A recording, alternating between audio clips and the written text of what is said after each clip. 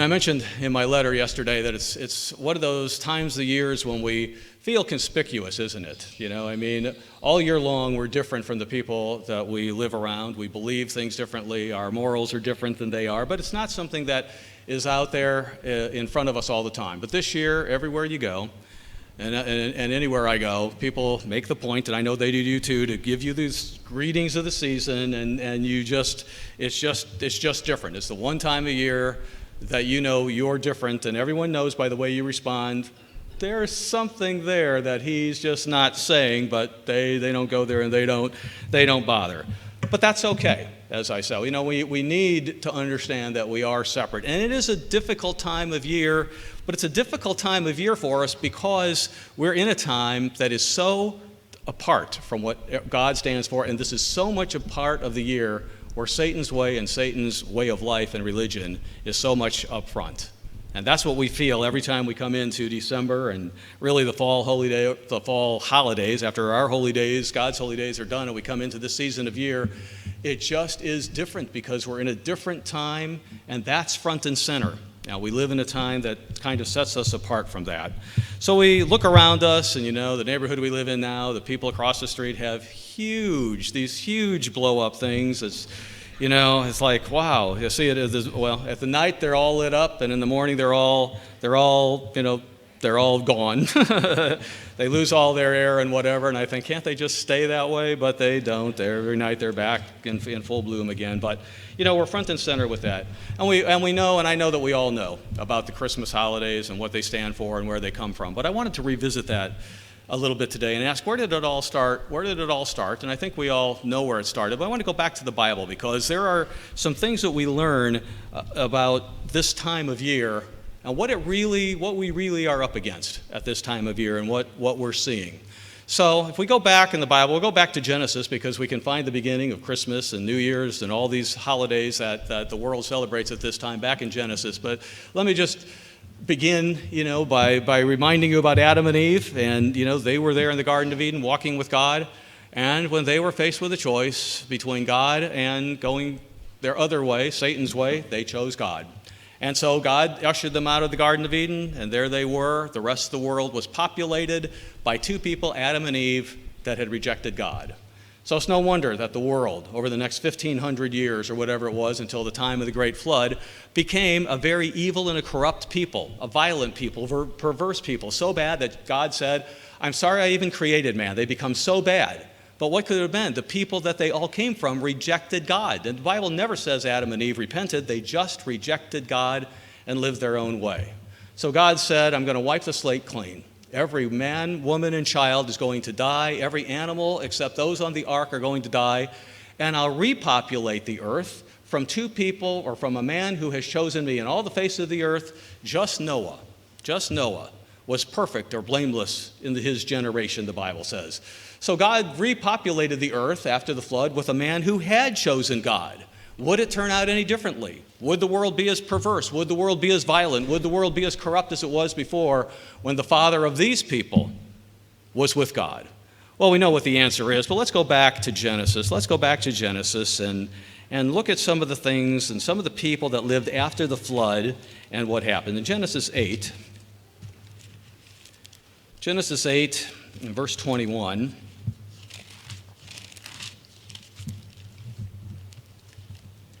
in verse 21, verse 20, after Noah and his family gets off of the ark, they sacrifice to God. They're thankful to him for bringing them through the flood waters. And in verse 21, it says, and the Eternal smelled a smoothing aroma, and he said in his heart, I will never again curse the ground for man's sake, although the imagination of man's heart is evil from his youth. That's the same thing that Paul says in Romans 8:7.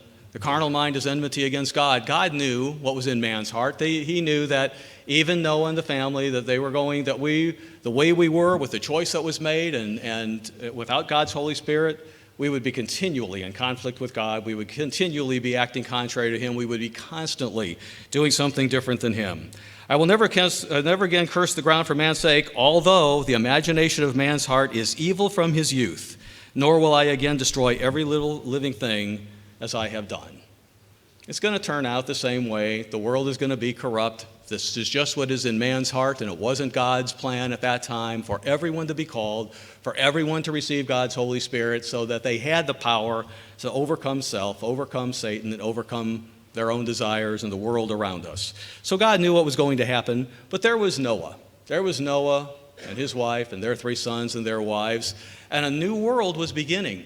It tells us in Genesis 9 here, down in verse 17, it says, God said to Noah about the covenant of the rainbow that he was given. This is the sign of the covenant which I have established between me and all flesh that's on earth. And the sons of Noah who went out of the ark were Shem, Ham, and Japheth. Ham was the father of Canaan, it says. These 3 were the sons of Noah, and from these the whole earth was populated. People who feared God, people who saw what God had done, people who knew that the world was destroyed and the people in it were destroyed because they disobeyed God, because they became so perverse and so corrupt. They knew the power of God. And you'd think that their legacy would always have been, we'll always remember the flood, we'll always remember that we need to follow God and yield to Him. And for a few hundred years, according to the commentaries, when you look at the generations of the sons who then had sons again, the world seemed to be okay. Not that it was perfect, not that there weren't sins in it and everything, but it seemed to be different than it was before the flood. But then a young man was born and things changed. Let's go to Genesis 10. Genesis 10, we see the genealogy of the sons of Noah here. And as you read down through the verses, you see all these names and everything. Let's pick it up in verse 6. It says, the sons of Ham, he was the youngest of the 3 of the sons of Noah. The sons of Ham were Cush, Mizraim, Put, and Canaan. And you probably have read, you can read in our Bible commentary, where those nations that are represented by those descendants are today. And then it goes through verse 7. And then in verse 8 it says Cush. Cush, the son of Ham, begot Nimrod. And he began to be a mighty one on the earth. Now, the rest of the people that are in this genealogy, there's their name mentioned, who their father was and everything, but there's some things said about this guy Nimrod here. Cush begot Nimrod. He began to be a mighty one on the earth. Notice the word began. He began to be a mighty one on the earth. There was something about him that was different than the other descendants that had happened at that time. Now, the commentaries will tell you, and later on here in the verses, it tells us he was a mighty hunter. He was a skilled hunter. He was skilled at that craft. And God probably gave him that ability to do that, but he became mighty. He began to become mighty on the earth. You know, he might have had gifts that God had given him, talents that God had given him, but he began to be something in his own eyes, and other people began to look up at him. If we go down there further, it says, he was a mighty hunter in verse 9 before the Lord. Therefore it is said, like Nimrod, the mighty hunter before the Lord. Now the commentaries are all over the place about what that means. Mighty Nimrod, the mighty hunter before the Lord. Does it mean that God was just simply blessing him because he stood before the Lord? Now obviously for the context, and as we get into chapter 11, we see that isn't what it was. And the word translated before there in the Hebrew is an interesting word. When it's a noun, it can mean one thing, but it can be used as a preposition. In some places, it does mean before, but one of the words that it can be translated as, that it is 17 times in the Old Testament, is against. Against. Now, if I stand before you, if I'm humble before you and I stand up before you, right? Sometimes you see people who will just stand up to their boss. Children who want to stand up to their parents and kind of let them know what they're going to be. And you look at that, and it's not really humility, and it's not really submission that they're doing. It's like, here I am, and this is the way it's going to be, and this is my way of doing it, and whatever. And there's a spirit there when they stand before you that's something. So when the translators did this, you know, they could say, I'm standing before God. Who stands before God? Other people, when they heard it was God, they fell on their face because God was there, but not Nimrod. So this verse is probably better translated, there was Nimrod who stood against the Lord. Therefore it is said, like Nimrod, the mighty hunter against the Lord. And as we read about Nimrod and as we know things about him, we see this man was the first among this generation after the flood that seemed to have this characteristic. In fact, Nimrod itself derives from a word that means he rebelled. And so he was rebelling against God. And we go down in verse 10 then, and we see, again, something starting here. And the beginning, and notice that word, the beginning of his kingdom was Babel, Erech, Akkad, Calneh, in the land of Shinar. The beginning of his kingdom. It means it didn't end with those cities. The beginning of his kingdom was Babel. And in chapter 11, we read about Babel. Greek, in the Greek, Babel is Babylon. And so the beginning of his kingdom, of his government, was Babel. Babel didn't end when Nimrod died. Babylon is there right through human history, all the way to Revelation, until God finally conquers Babylon at the end of time. The beginning of his kingdom. The beginning of his kingdom was these cities, it says here, in the land of Shinar. In verse 11, from that land he went on to Assyria and built Nineveh, Rehoboth there, Calah, Rezin between Nineveh and that the principal city. So we have Nimrod, whose beginning of the kingdom is Babylon, but he's also there in Assyria.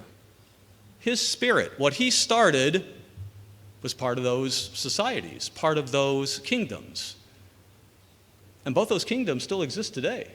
Both those kingdoms and what they stood for, what Nimrod began in the beginning of his kingdom, has existed down through history.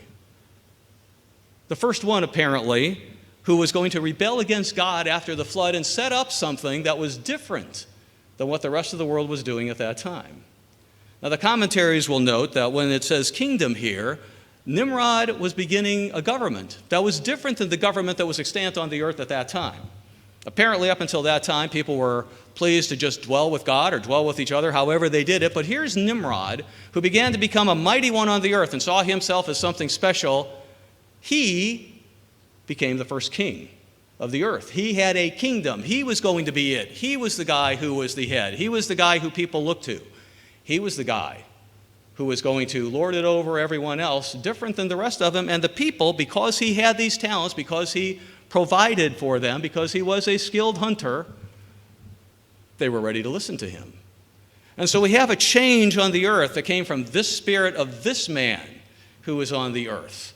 A spirit that has lasted down through the ages, because as you look at the kingdoms that Babylon is, that Assyria was and is, and these other places, and you look at the history of the earth began to have kings at that point. And kings didn't have their subjects' best interest at heart. They had their best interest at heart. You'll do things my way. You'll worship the God that I want you to worship to. In many cases, you'll worship me, they said. Being a king was nothing like Jesus Christ as king. Being a king was all about self. Nimrod was all about self and pointing things to him, and this is where it all began. So with this in mind of Nimrod and looking at those words, beginning of those kingdoms there, in chapter 11, we see the well-known story of the Tower of Babel. Let's just read through the first 8 or 9 verses here quickly, just to refresh our minds of what is said here, and then I'll read something with from one of the commentaries, or from Josephus here. Chapter 11, verse 1 says, "Now the whole earth had one language and one speech, and it came to pass, as they journeyed from the east, that they found a plain in the land of Shinar." So we know who's going here because we read over in chapter 10, verse 10, that he was in the land of Shinar. So we know what group of people was headed over here to this land, and they dwelt there. And they said to one another, "Come, let us make bricks and bake them thoroughly." They had brick for stone, and they had asphalt for mortar. And they said, "Come, let us build ourselves a city." Circle the word ourselves. Let's build ourselves a city and a tower whose top is in the heavens. Let's make a name for ourselves, lest we be scattered abroad over the face of the whole earth. Let's do something here different than has been done before. But God came down to see the city and the tower which the sons of men had built, and he said, "Indeed, the people are one, and they all have one language, and this is what they begin to do. Now nothing that they propose to do will be withheld from them. Come, let us go down and there confuse their language, that they may not understand one another's speech. So God scattered them abroad from there over the face of all the earth, and they ceased building the city. Therefore its name is called Babel, because there the Lord confused the language of all the earth, and from there the Eternal scattered them abroad over the face of all the earth. Well-known story. A few words. We know what it means. We know what it means. We know what God was doing there. We see that this group of people there were building something against God. God looked at it and said, no, I'm going to stop it. What they were doing was all about themselves and all against God. A mighty hunter that stood against God. Now, Josephus, sometimes when you read the Bible, it gives us what we need to know, but we fill in the blanks through study by looking at other places, reliable sources, and just, it can be commentaries sometimes to see what they are. It can be the concordances to see what words mean. Josephus is a historian that's well known, and this is what he has to say about this Babylon account. Let me just read it to you verbatim, because he fills in the blanks of what was in the minds of the people during this time. And notice how it fits so well with what we read in chapter 10, verses 10 and 11 there about Nimrod. Josephus says, this is from the book of Antiquities, book 1, chapter 4. Now it was Nimrod who excited them to such an affront and contempt of God. He was the grandson of Ham, the son of Noah, a bold man and of great strength of hand. He persuaded them not to ascribe their success to God, as if it was through his means they were happy, but to believe that it was their own courage which procured that happiness. We don't have to remember God. We did this. He also gradually changed the government into tyranny, seeing no other way of turning men from the fear of God, but to bring them into a constant dependence on his power. He also said he would be revenged on God if he should have a mind to drown the world again, for he would build a tower too high for the waters to be able to reach, and that he would avenge himself on God for destroying their forefathers. He's got quite an attitude, doesn't he? Got quite an attitude, Nimrod. Now the multitude were very ready to follow the determination of Nimrod and to esteem it a piece of cowardice to submit to God. See how things turned around? Kind of sounds familiar today. So you're weak if you fear God, is what they were beginning to be told and believe. To esteem it a piece of cowardice to submit to God, and they built a tower, neither sparing any pains nor being in any degree negligent about the work. And by reason of the multitude of hands employed in it, it grew very high, sooner than anyone could expect. But the thickness of it was so great, and it was so strongly built, that thereby its great height seemed, upon the view, to be less than it really was.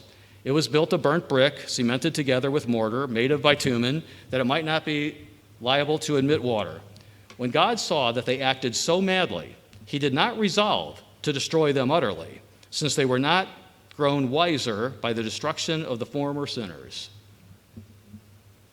People before them learned the lesson. They didn't learn the lesson. Seeing that they were not grown wiser by the destruction of the former sinners, but he caused a tumult among them by producing in them diverse languages, and causing that, through the multitude of those languages, that they should not be able to understand one another. The place where they built the tower is now called Babylon, because of the confusion of that language that they readily understood before, for the Hebrews mean by the word Babel, confusion. So we see this man introduced, Nimrod. Through him, we see a new government coming on the earth, one of kings and men who extol themselves and applaud themselves. We see a kingdom. We see people turning away from God and being told, you're a coward. If you trust in God, trust in me. Look at what we've done. We see an affront to God by the Tower of Babel that we'll outstand, we'll build the tower up to the skies. We'll show God what we're about. And we see this attitude that's just ridiculous when you think about it. And we see all this coming into the earth now, a few hundred years, between 150 and 200 years, the commentaries say, after the flood. And there's this attitude that's there. Where is it coming from? Where is it coming from in this first king of the earth? Well, there's a few other places in the Bible that Nimrod is mentioned. One of them is 1 Corinthians 1 and 10. And there, the first few chapters of Chronicles, it's a genealogy. And there in verse 10 of First Chronicles, it talks about Nimrod. And it says, Nimrod began to become a mighty one on the earth. And that's all it says about him. But the commentary on this from the Adam Clarke commentary is interesting. Let me read what Mr. Clarke says about this and Nimrod becoming a mighty one on earth.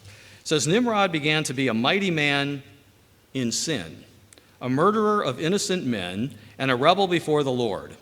The Jerusalem Targum, that's Targum, that was kind of like the commentaries back then when the Hebrew was beginning to wane as a language. The Aramaic, they would have commentaries and their interpretation of the Bible and a recorded of the history. The Jerusalem Targum says, he was mighty in hunting, or in prey, P-R-E-Y, and in sin before God, for he was a hunter of the children of men in their languages. And he said unto them, depart from the religion of Shem, and cleave to the institutes of Nimrod.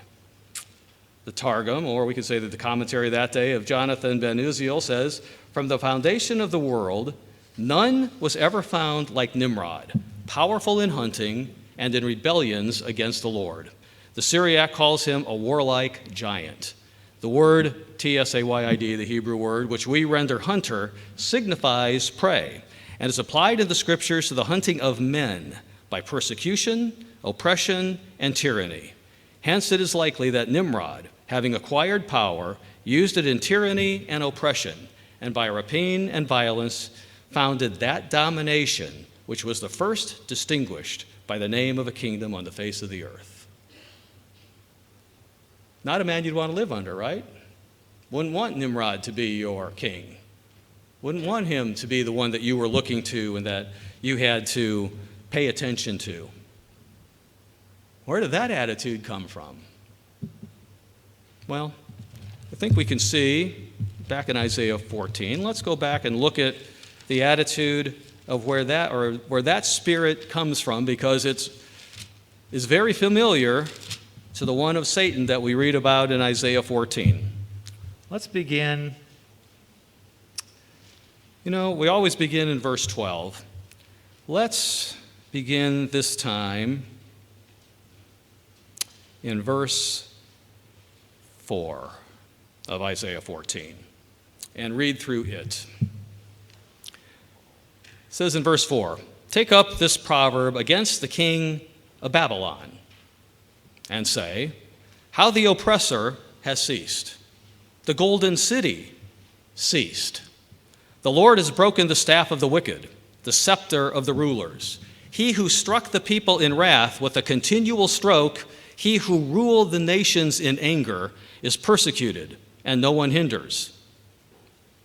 God's going to stop that. We read that of Satan, but we read that of the kings and Nimrod, who thought he was invincible, who had himself as a god on the earth. It happened to him too, we'll see. The whole earth is at rest and quiet. They break forth into singing. Indeed, the cypress trees rejoice over you, and the cedars of Lebanon, saying, since you were cut down, no woodsman has come up against us. We were happy to see you die. You were oppressive. You were not a good ruler. You were not a king in the way that the Bible defines what a king is. Hell from beneath is excited about you to meet you at your coming. It stirs up the dead for you, all the chief ones of the earth. It has raised up from their thrones all the kings of the nations. They all shall speak and say to you, have you also become as weak as we? You who thought you were so great? Did you learn that you were mortal too, and that your weakness, that you were so weak in comparison to God? Have you also become as weak as we? Have you become like us? Your pomp is brought down to Sheol, or the grave, and the sound of your stringed instruments. The maggot is spread under you, and worms over you, and worms cover you. God says that's to the king of Babylon, the kings of the earth who have all met this with that, because they have a spirit, the spirit that we read about beginning in verse 12. How you are fallen from heaven, O Lucifer, son of the morning. How you are cut down to the ground, you who weakened the nations. You who didn't bring strength, strength only comes from God. You took people away from the only strength they have. You weakened the nations. You turned them away from God. You turned them to your own way for your own cause. For you have said in your heart, I will ascend into heaven. I will exalt my throne above the stars of God. I will sit on the mount of the congregation on the farthest sides of the north. I will ascend above the heights of the clouds. I will be like the Most High. Isn't that exactly the same attitude that Nimrod was showing when he went and built Nimrod, when he became mighty and began to become mighty on the earth? The very same attitude, because Satan's spirit works in the same way, and it continues down through history, as we will see. Yet you shall be brought down to Sheol, to the lowest depths of the pit. Let's go over to Ezekiel. Ezekiel 28.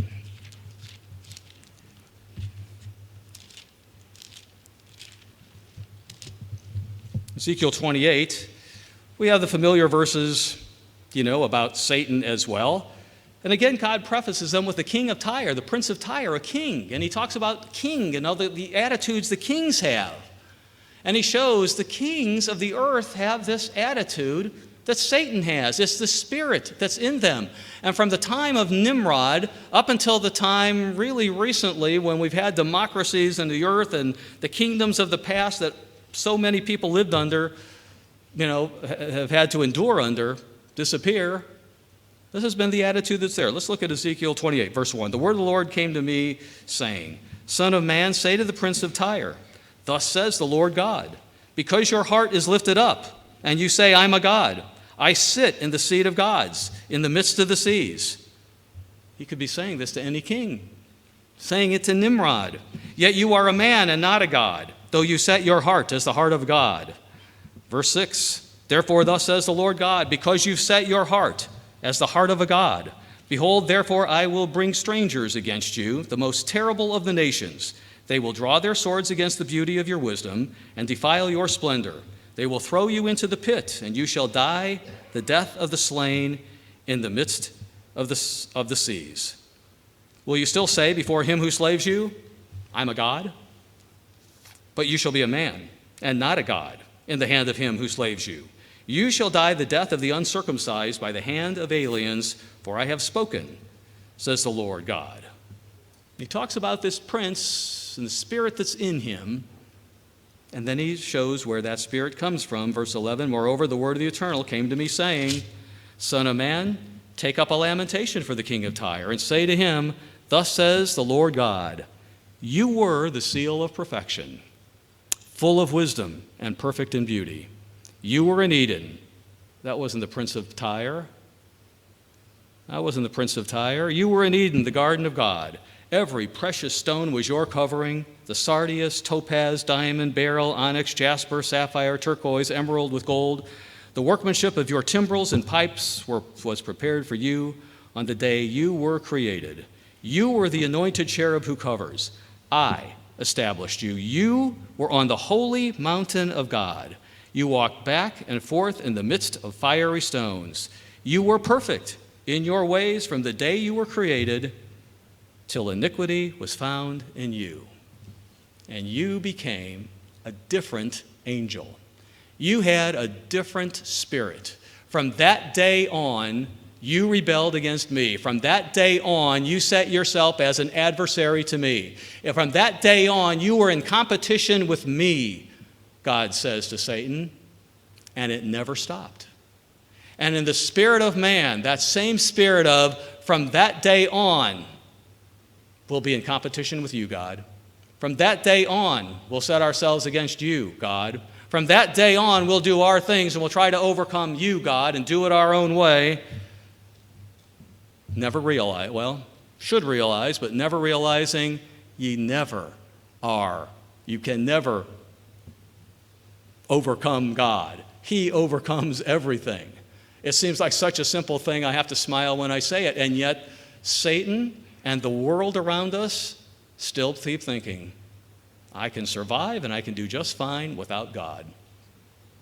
And from that day that Nimrod, that attitude entered in him, that has been sustained in all the kingdoms of the earth, and it will be there at the end of time when Jesus Christ returns and finally ends that kingdom of Babylon that was begun by Nimrod.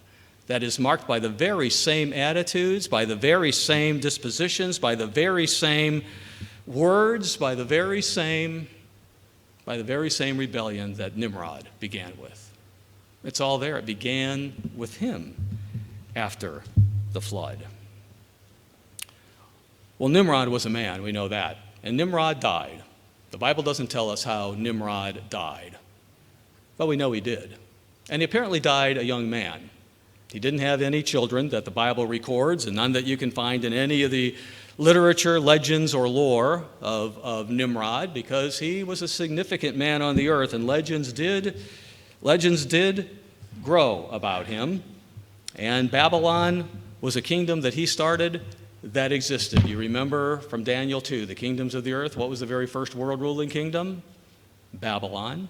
Before that, Assyria was there, all marked, all started by Nimrod, had the mark of him. Assyria was a cruel, cruel nation that was all about self and getting things for that kingdom. Babylon was the same way. Nebuchadnezzar knew God, but he always turned against self. He was never humble before God. And when the kingdoms that succeeded Babylon took over, they stayed in Babylon. They thought Babylon was a beautiful place, the city of Babylon. But there we have Nimrod, and he died. But the legend of Nimrod didn't die. The Bible doesn't tell us much more about Nimrod at that point, but we can look into history and learn some things about him. You know, oftentimes, and you probably remember this from your high school days and college days, some of the poems and epics of old chronicled events that happened in the world at that time. They would take something of a king and make it into a play, and they would replay that over and over again, you know, much like we have movies today that are based on true facts. But they would do that thing and they would do that. And one of them that's out there that dates from 2000, in the 2000s BC, that was written in Babylon, is called the Epic of, I never remember the, Gilgamesh, Gilgamesh. And the Epic of Gilgamesh is notable because it chronicles the beginning of a sun god.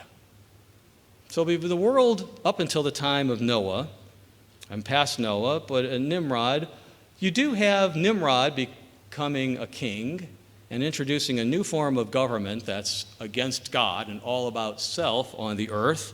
And then you have these gods that proliferate throughout the pagan world, which is all the world except for Israel.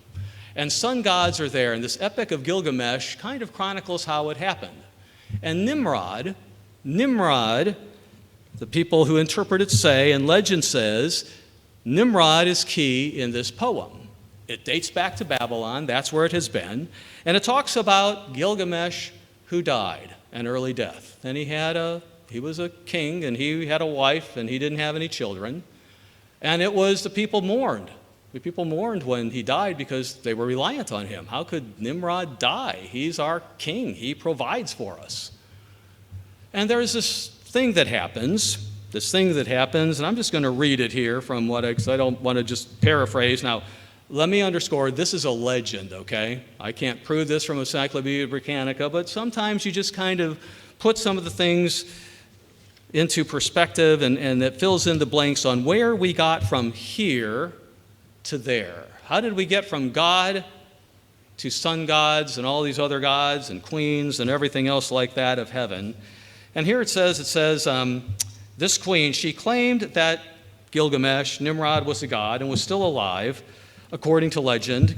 She claimed she saw a full-grown evergreen tree spring out of the roots of a dead tree stump, symbolizing the springing forth of new life for Nimrod.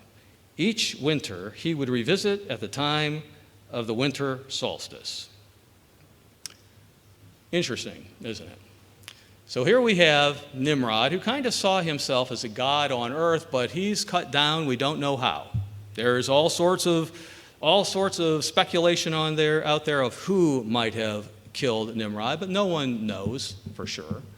But then we have this legend that's out there that talks about him coming back and his wife saying, you know, here's this evergreen that sprouted out of a dead tree trunk in the middle of winter, and this is Nimrod. This is him reincarnated, and that is what began the legend of the sun gods, they say. So the sun god, in the middle of winter, when everything is dormant, the world is dry and no color in it, here comes this thing, and then the world began to continue to worship, I guess, this sun god that was there, urging him to come back to life and bring the world to life. So was Nimrod, who was the first king of the earth, the beginning of his kingdom was Babylon and Assyria. Could he have also been the first sun god in his death? Could a legend have grown from that? Because what you find throughout the rest of the world at that time, and you can go into any encyclopedia and see that every one of the pagan nations back at that time had their own sun god, all by different names because they had different languages, but they all did the same thing, and they all worshiped it around the winter solstice time. This is from the UCG Bible commentary regarding this. It says, the winter solstice was observed by the pagans because the sun reached its lowest zenith on that day, the shortest day of the year. It was believed that worship, fires, and sacrifices were needed to encourage and boost the sun god back to his higher station. Afterward, the people celebrated the rebirth of the sun. Indeed, the sun god was understood to have been born of his mother goddess around the time of the winter solstice. In fact, by the reckoning of various ancient cultures, on December 25th. Evergreen plants and trees were used in this particular worship because they seemed to retain life through the winter months. Here's these things in the midst of winter. When everything is dead, you have this tree that's evergreen. All there around the worship of the sun god, all at the time of the winter solstice. Now you can go to many websites and find similar things. This is one from abc.net, a website out of Australia. It said that early Romans used evergreens to decorate their temples at the festival at Saturnalia, which was the time of worshiping their sun god. Ancient Egyptians used green palm rushes at that time during the winter solstice. And you can find that throughout history. Here's from a professor at the University of Sydney. He says, the idea of bringing the evergreen into the house represents fertility and new life in the darkness of winter, which was much more of the pagan themes. And so you have this now thing at the beginning, after Nimrod dies, of sun god arising. Evergreens are all of a sudden part of the festival and the worship that goes on to this sun god. And it's all happening at the winter solstice around December 25th. And this happens well before Jesus Christ's birth, well before that. And it's spread throughout the entire world. Through the entire world. You know, when God was bringing Israel out of Egypt, he cautioned them about many things, you remember. We talk about them often. He said, cut down their altars, don't follow what the Gentiles do, follow me, do only what I say. And Deuteronomy 12, 29 through 32, we could all repeat, right? Don't add to what I say and don't take away from it, do exactly what I say. Because Israel was all around, alone in a nation where the rest of the world around them were doing these things. They had kings, just like Nimrod was a king. They had sun gods, just like Nimrod might have been known as a sun god. They had all these things going on, including this custom at the winter solstice that they would bring out at that time. Let's look at Jeremiah 10. While you're turning to Jeremiah 10, I'll read another comment from the UCG Bible commentary. It says, evergreen trees were employed as idols of Ashtoreth. She was a goddess. Such trees being referred to as Asherah, A-S-H-E-R-A-H, in the Hebrew Bible. God forbade them from being placed near his altar, as if to honor him, as he did not want his worship system corrupted by them. So we read in Jeremiah 10, something that has a familiar ring. There's many in the world who would say, oh no, this is talking about something totally different. But in Jeremiah 10, knowing that these trees and knowing what went on around the time of the winter solstice, and it was happening during this time of Israel, and we'll go back to Deuteronomy, ever before Israel crossed over into the promised land, that Moses was warning them about this. Jeremiah 10, and we will pick it up in verse 2. God speaking, he says, don't learn the way of the Gentiles. Don't be dismayed at the signs of heaven. They would watch the stars and astrology and try to direct and predict things. For the Gentiles are dismayed at them. For the customs of the people are futile. For one cuts a tree from the forest, the work of the hands of the workmen with the axe. They decorate it with silver and gold. They fasten it with nails and hammers so that it won't topple. Cut it down and bring it into their homes. They're upright like a palm tree. They can't speak. They must be carried because they cannot go by themselves. Don't be afraid of them, for they can't do evil, nor can they do any good. And it goes on to talk about how people worshiped these trees they were cutting down and decorating. They were a symbol to them of their sun god, something that happened in the winter that was so unique that in the dead of winter you have this tree that always stays green. And they found that, they used that as a sign to worship that. And God says here, and many people will read that and say, boy, that sounds like a custom that began way back at the time of Nimrod, or this epic of Gilgamesh in the 2000s BC in Babylon, that still continues today. You can go to any country on the earth, any Gentile nation on earth, and you can see this very same thing happening in the world today. Maybe they don't worship it and bow down before it and pray to it, but it's part of the religious symbolism that goes along with this time of year that began way back in the beginning, apparently from Babylon, because apparently everything came from Babylon at that time that has permeated the earth and defined it from then until now. Well, let's go back to Deuteronomy. Look at a few verses in Deuteronomy.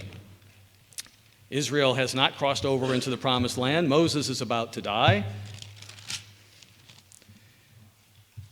And he is warning, or reminding Israel, and in this book of Deuteronomy, the things that they need to do, reminding them what God has done, reminding them to follow him and not become enamored with the ways of the Gentiles around them, because it was going to be a trial for them, as it was even when they were in the wilderness and they were there among the other nations, that they would leave God. Deuteronomy 7 and verse 5.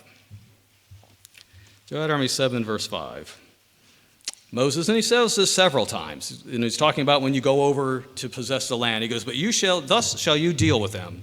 You shall destroy their altars, break down their sacred pillars, and cut down their wooden images, and burn their carved images with fire. Now we know that verse.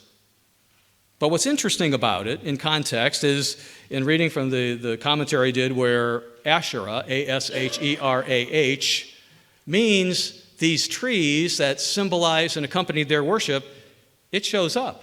It shows up in this verse. In verse 5, where it says wooden images, that's Asherah. Cut down there, in the Old King James, it says groves. Cut down their groves, destroy their groves. Cut down those trees. Don't have those trees anywhere around me. Break down their pillars, cut down their Asherah, burn their carved images with fire. He repeats it again in chapter 12. Chapter 12 and verse 2. You shall utterly destroy all the places where the nations which you shall dispossess served their gods, on the high mountains, on the hills, and under every green tree. And you shall destroy their altars, break their pillars, burn down their wooden images with fire. There's the word Asherah again. Burn those trees that are associated with that worship. Get rid of them, God said. Along with the altars, along with the pillars, along with everything else, get rid of those pillars. Don't let them be part of your worship. Deuteronomy 16.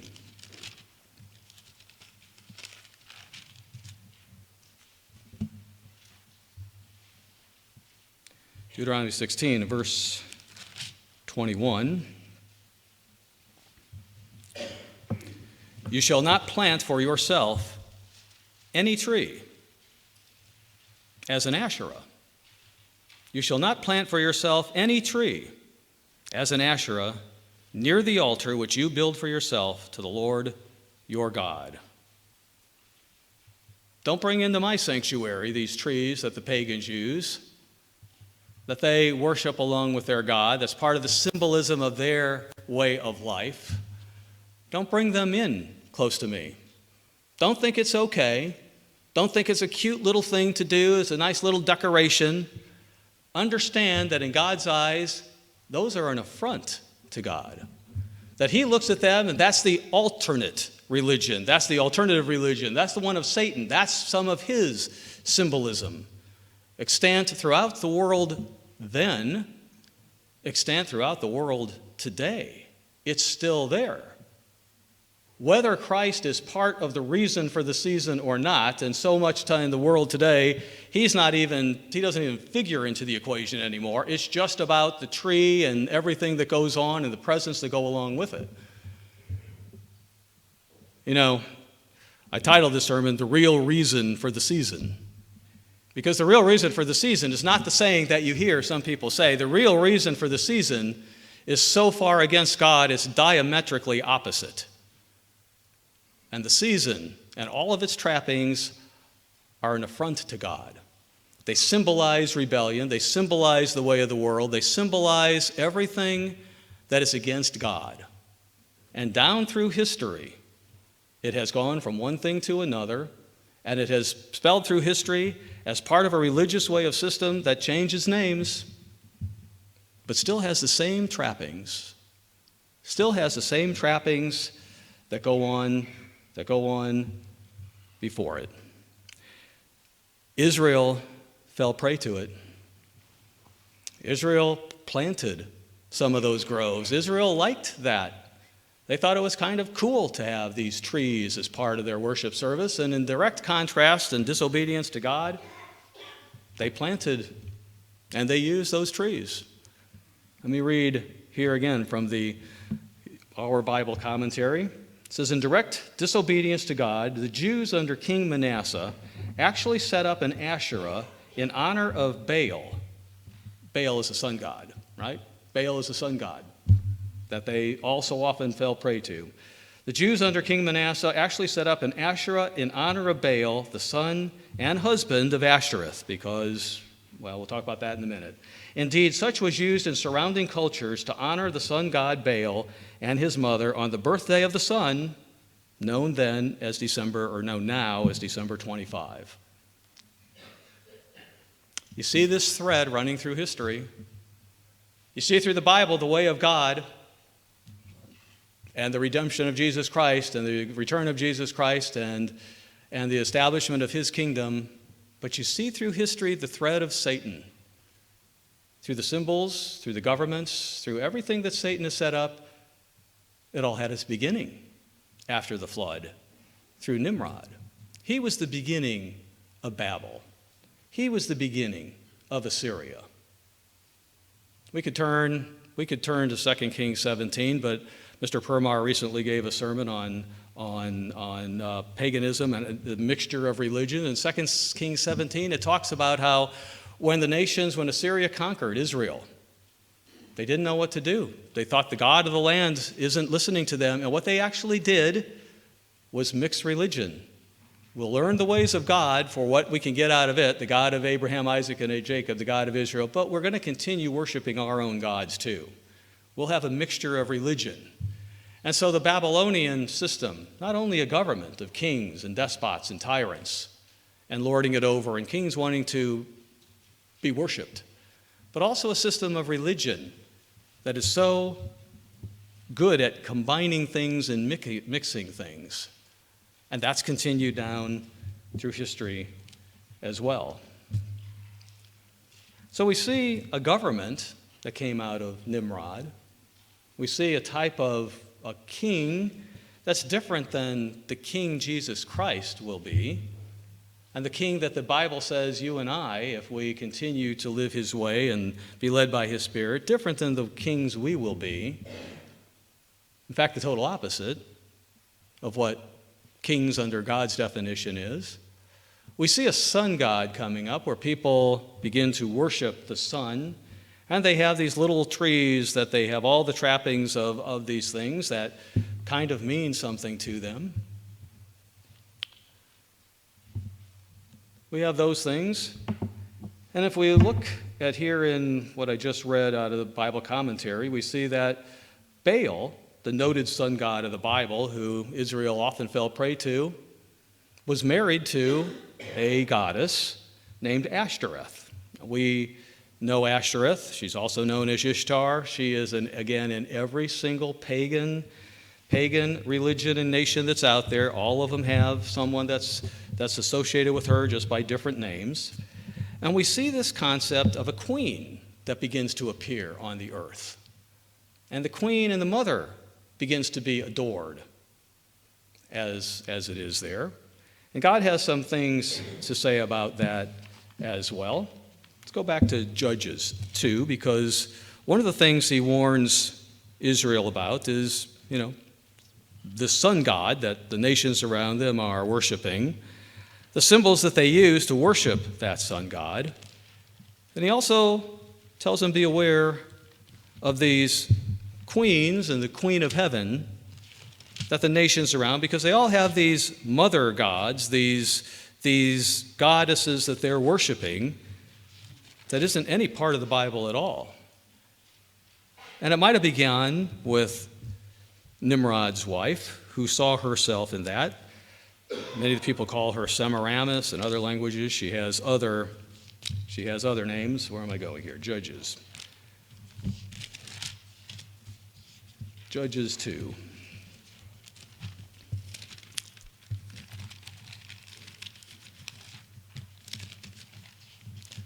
Judges 2 and verse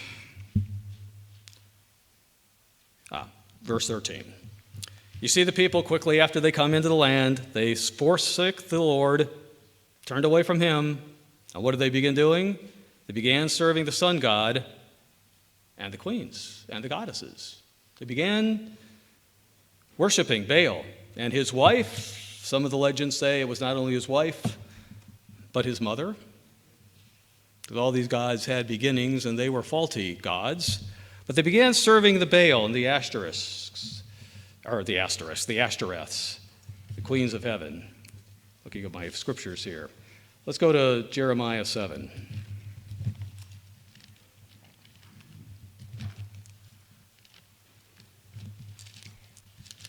Jeremiah 7, verse 16.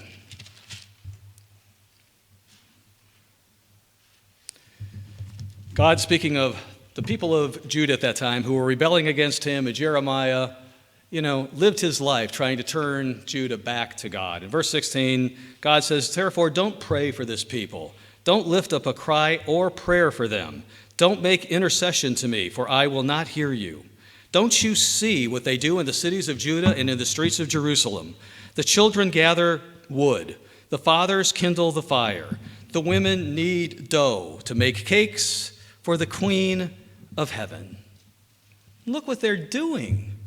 Don't even talk to me about them, God says. Look what they've done. They've gone so thoroughly against everything that I called them out to be. They pour out drink offerings to other gods that they may provoke me to anger.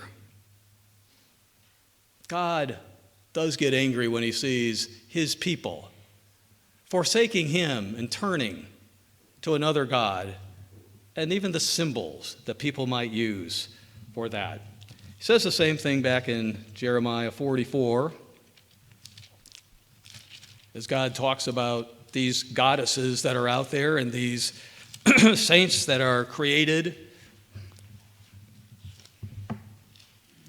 Jeremiah 44 and verse 17.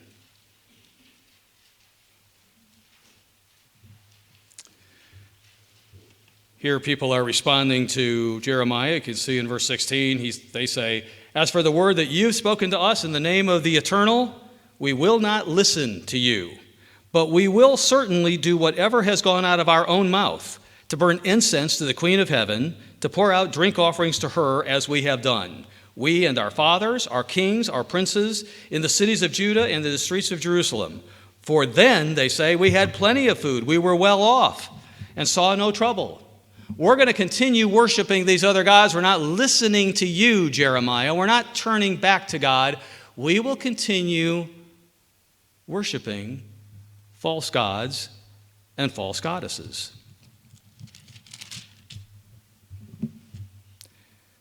You can read down on through verse 25 of that, where God is talking about those things and his response to that.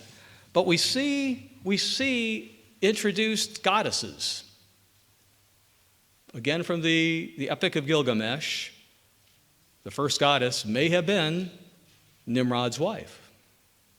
Because Nimrod visited her, and she claimed, at least the legend goes, or I'll underscore legend, okay? The legend goes that she claimed that Nimrod visited her, and she had a son as a result of that, with him visiting her as a god.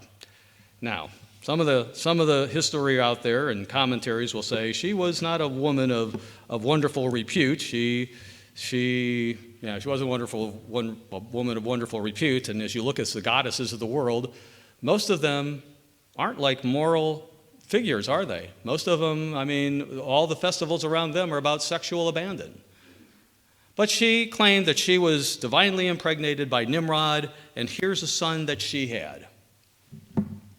And so we have from that, throughout every pagan nation, you find statues. And you can go to the museums in Berlin and the museums in London and around the world and see these statues they've uncovered of a mother and child.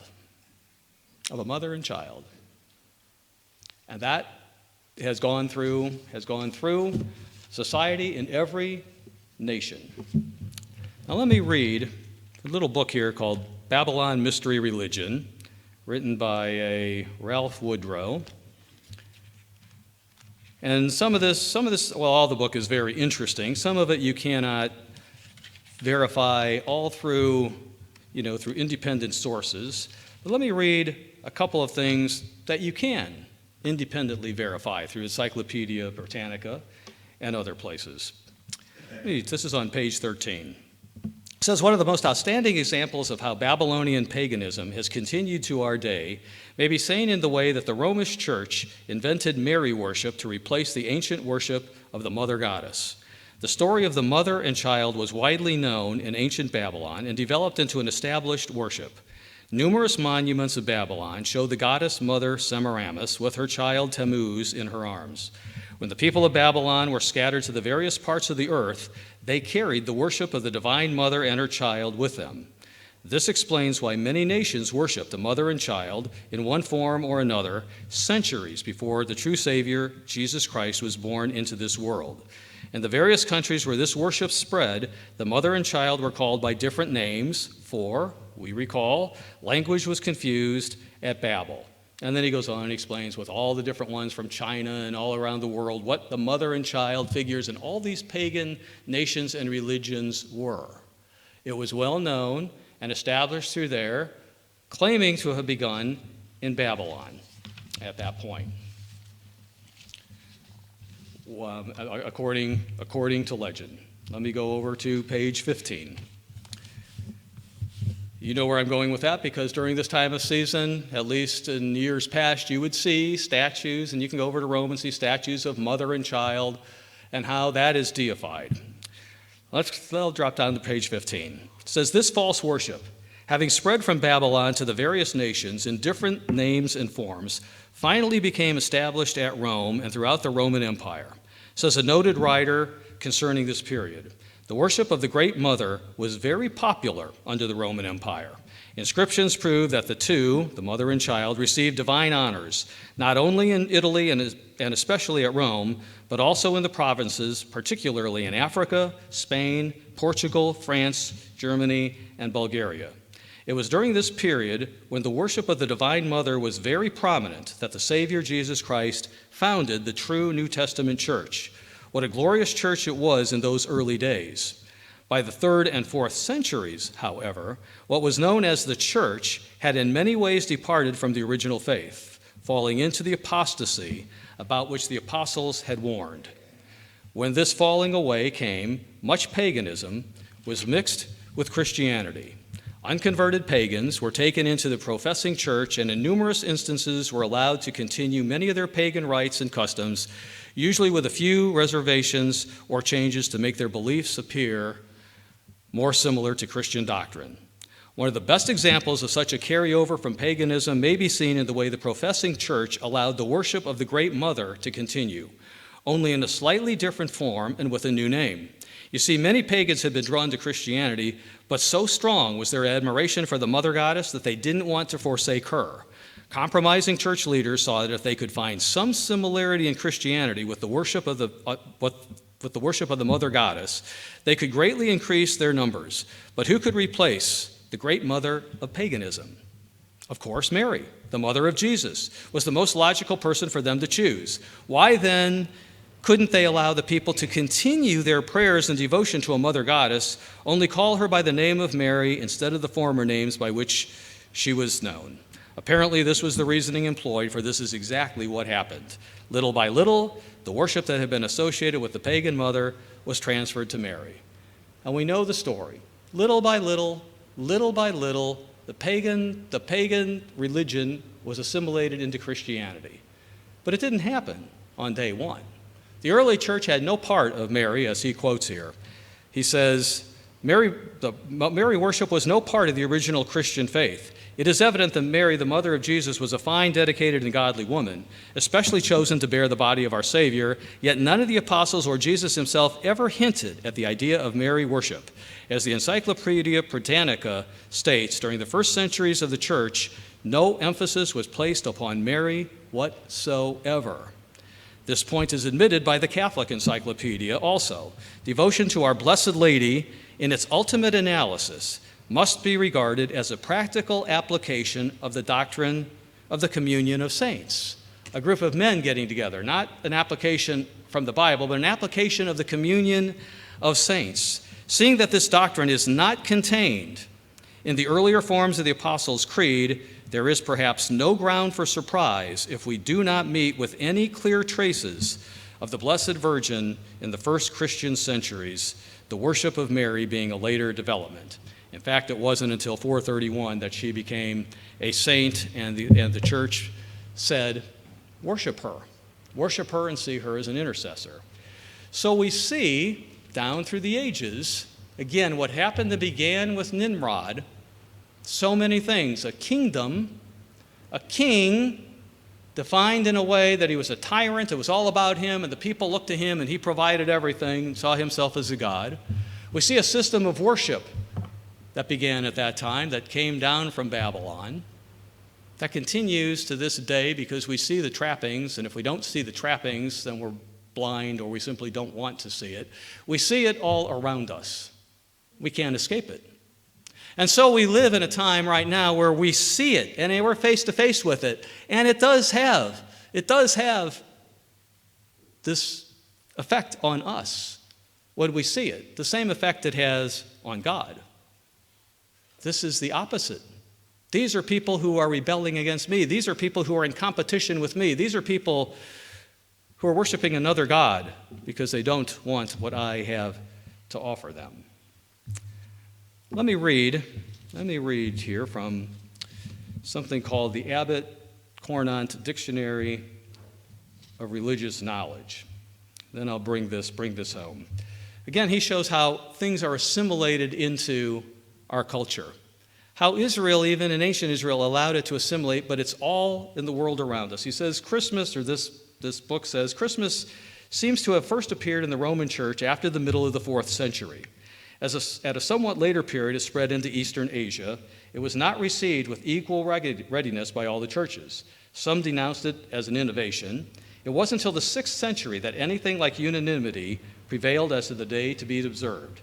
The manner in which this festival came to be observed in the Romish Church and through it to the other churches is as follows. In this season of the year, a series of heathen festivals occurred, the celebration of which was in many ways closely interwoven with the whole civil and social life of the Romans. These festivals had an import which easily admitted of being spiritualized and transformed into a Christian name. First came the Saturnalia, which represented the Golden Age and abolished for a while the distinction of ranks. Then came the custom, peculiar to this season, of making presents, afterwards transferred to the Christmas festival. Next came a festival still more analogous to Christmas, that of the shortest day of the year, known as Brumalia, the birthday of the new sun, about to return once more to earth. Hence, the celebration of the Nativity of Christ was transferred to December 25. In the Romish Church, Christmas is a very high festival. The most important festival, one of the at least two most important festivals. And all around that time, decorations occur. You can see all the trappings of it. Here was an interesting quote that is in the body of this religious dictionary. It's an author I didn't write down his first name, Crippen. Here's what he says. He says, at the time of persecution, Christians, okay, this is after Jesus Christ's resurrection. At the time of persecution, Christians were detected by not decorating their houses at the Saturnalia. Isn't that an interesting quote? They didn't have to ask, are you keeping the Sabbath instead of Sunday? Your house isn't decorated. You must not be of the same faith we are. Isn't that an interesting thing that a religious festival could be so pervasive that even on the face of it, you'll be known or could be known by what you do or don't do with your home for anyone passing by to see. Let's go to Revelation 13.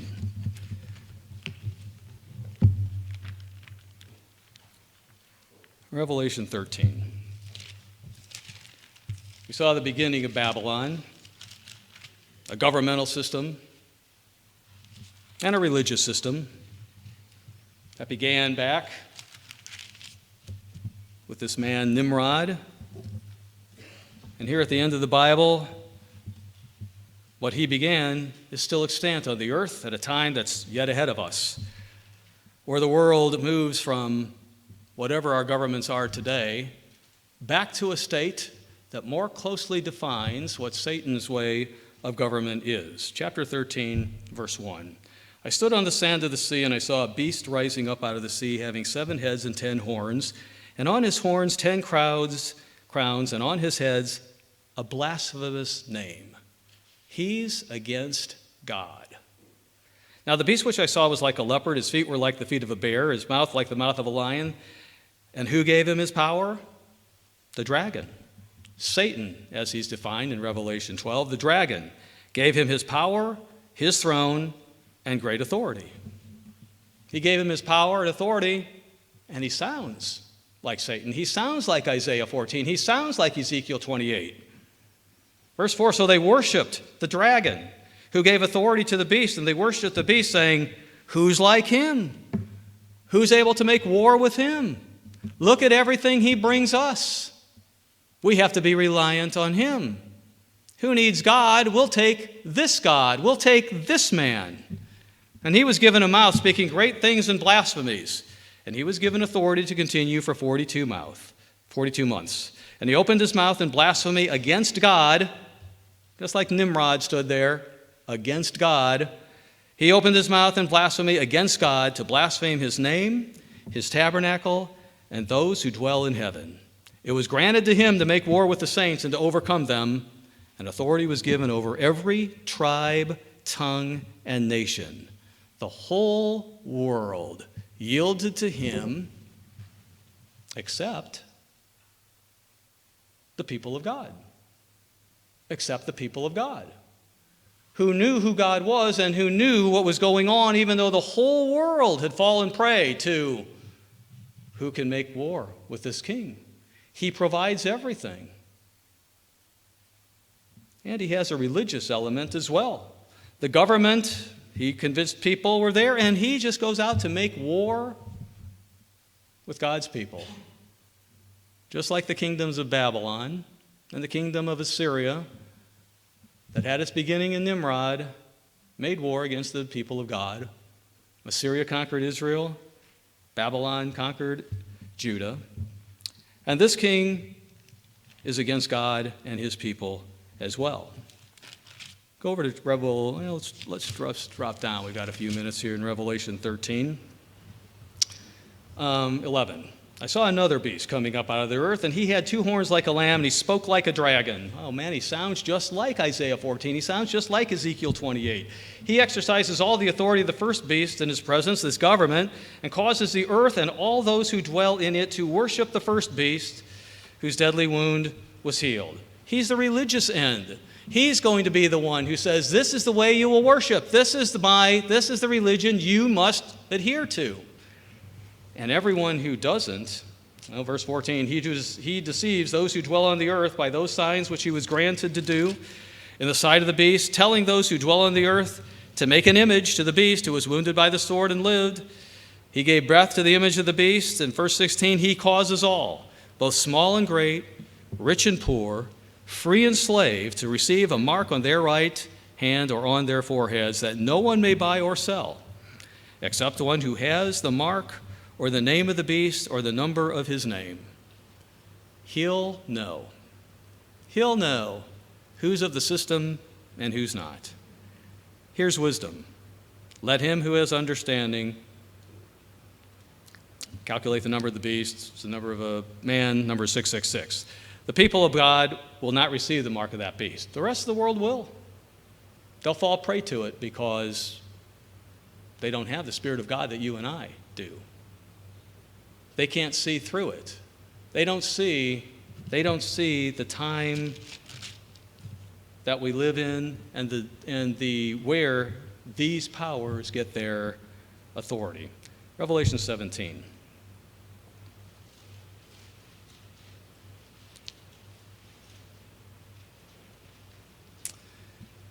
Again, this is, of course, end-time stuff ahead of us. Let's just drop down to verse 4 here. The woman, speaking of the church, the woman was arrayed in purple and scarlet, adorned with gold and precious stones and pearls, having in her hand a golden cup full of abominations and the filthiness of her fornication. And on her forehead a name was written, Mystery, Babylon the Great, the mother of harlots and of the abominations of the earth. Then, now, and in time past, I saw the woman drunk with the blood of the saints and with the blood of the martyrs of Jesus. And when I saw her, I marveled with great amazement. And the angel said, Why do you marvel? I'll tell you the mystery of the woman and of the beast that carries her, which has the 7 heads and the 10 horns. And then he goes through the whole history of that. But in the end, in verse 18, or chapter 18, God puts an end to that system, that government and that religious system, forever. Forever. Let me close in 2 places. One in Deuteronomy 12.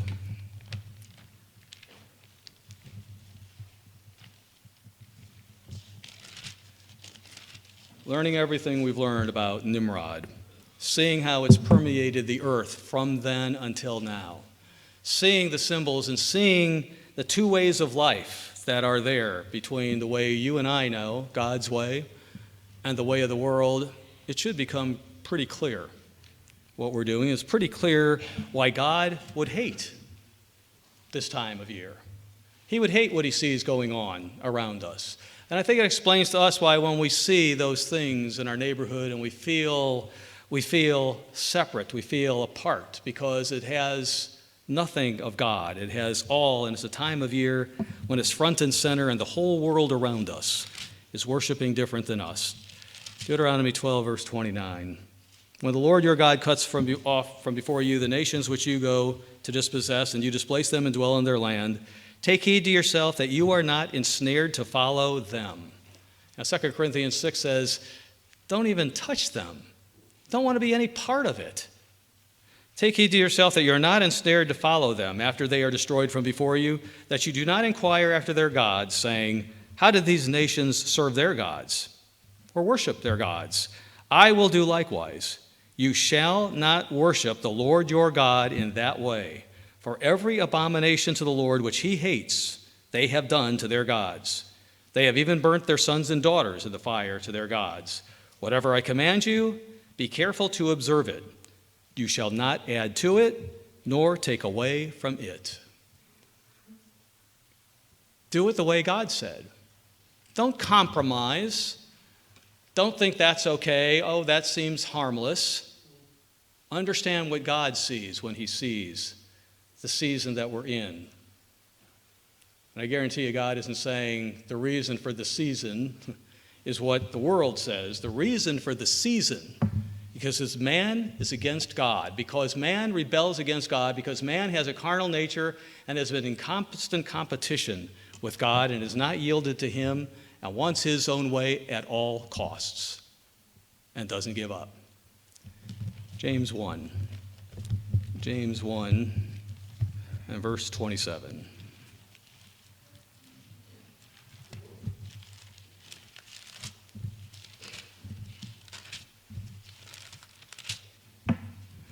Pure and undefiled religion before God and the Father is this: to visit orphans and widows in their trouble. That's the agape love part of the church that God expects us all to be developing. To visit orphans and widows in their trouble, and to keep oneself unspotted from the world. Don't even touch it. Understand what it is, and understand every time you see what the real reason for this season is.